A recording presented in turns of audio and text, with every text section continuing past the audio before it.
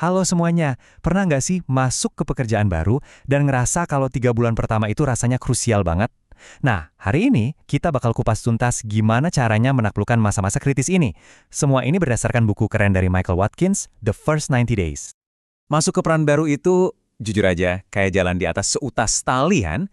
Taruhannya tinggi banget, dan rasanya setiap langkah itu bisa menentukan skalanya.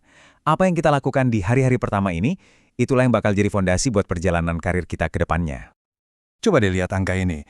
Ini agak mengejutkan loh. Rata-rata seorang manajer baru butuh waktu 6,2 bulan cuma buat mulai ngasih kontribusi lebih ke perusahaan dibanding yang dia konsumsi. Ini yang namanya titik impas. Bayangin, lebih dari setengah tahun cuma buat balik modal.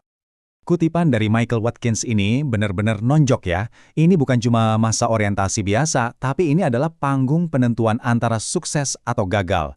Jadi pesannya jelas banget, setiap hari itu berharga. Mungkin ada dari kita yang mikir, santai aja, kan saya sukses di peran sebelumnya, pasti di sini juga oke. Hati-hati, pemikiran kayak gitu bisa jadi bumerang. Coba kita lihat kisah nyata dari seorang pemimpin yang prestasinya luar biasa, tapi justru terjebak di sini. Jadi ada seorang bernama Douglas Ivester. Dia ini bintangnya Coca-Cola, seorang COO yang hebat banget. Tapi pas dia naik jadi CEO, dia nggak bisa ngelepasin kebiasaan lamanya. Dia tetap aja bertingkah kayak super CEO, terlalu ngurusin hal-hal detail operasional. Anehnya, kekuatan terbesarnya dulu, yaitu perhatian ke detail, justru jadi kelemahan yang bikin dia jatuh. Ini contoh sempurna dari jebakan yang paling umum. Kita gagal beradaptasi sama tuntutan peran yang baru. Oke, cerita tadi mungkin kedengeran agak seram, tapi tenang, ada kabar baiknya. Watkins bilang, sukses dalam sebuah transisi itu bukan soal hoki-hokian loh, ini adalah sebuah keterampilan. Dan yang namanya keterampilan, artinya bisa kita pelajari. Nah, biar kita semua sepaham, mari kita definisikan dulu konsep kuncinya. Titik impas itu adalah momen di mana kontribusi Anda udah sebanding sama semua investasi yang perusahaan keluarin buat Anda.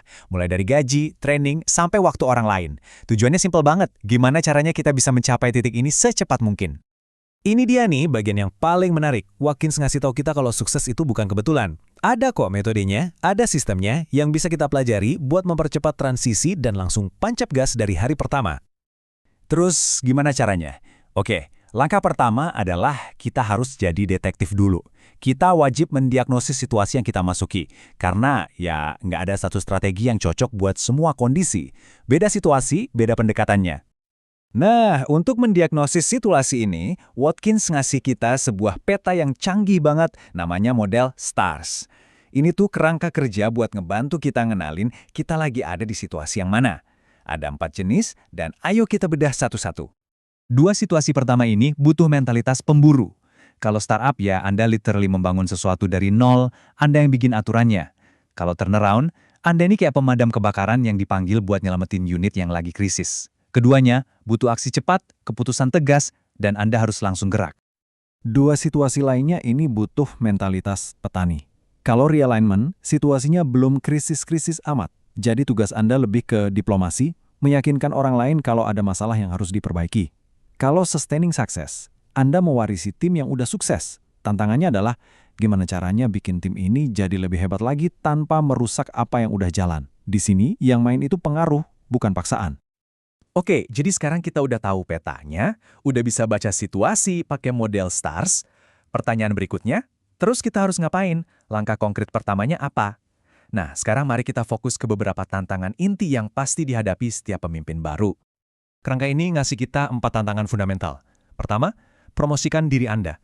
Ini bukan soal jabatan ya, tapi soal transisi mental. Kita harus sadar untuk melepaskan kebiasaan-kebiasaan yang bikin kita sukses di peran lama, supaya bisa fokus ke tuntutan yang baru. Kedua, percepat pembelajaran, jangan pasif. Kita harus proaktif memetakan bisnisnya gimana, budayanya gimana, bahkan politik kantornya kayak apa. Ketiga, raih kemenangan awal. Ini penting banget buat bangun momentum dan kepercayaan. Cari cara buat ngasih hasil nyata secepat mungkin, sekecil apapun itu, buat nunjukin kalau Anda bisa diandalkan. Dan yang terakhir, dan ini yang sering banget kelewat, negosiasikan kesuksesan. Dari hari pertama, bangun komunikasi yang jelas sama atasan baru Anda. Samain ekspektasi. Ini adalah fondasi dari semuanya. Semua tips dan strategi tadi sebenarnya mengarah ke satu ide besar. Jangan cuma jadi penumpang pasif dalam transisi karir Anda. Anda punya kok semua alat yang dibutuhkan untuk jadi arsitek dari kesuksesan Anda sendiri. Nah, inilah intinya. Dengan mendiagnosis situasi pakai model STARS dan menguasai langkah-langkah awal tadi, Anda yang pegang kendali. Anda mengubah periode 90 hari yang rentan ini jadi sebuah peluang emas buat meluncurkan karir Anda ke level berikutnya. Jadi pertanyaannya sekarang bukan lagi kira-kira saya bakal berhasil nggak ya, tapi gimana caranya saya merancang kesuksesan saya. Coba sekarang pikirkan peran Anda, entah yang sekarang atau yang akan datang. 90 hari pertama Anda dimulai dari sekarang. Apa rencana Anda?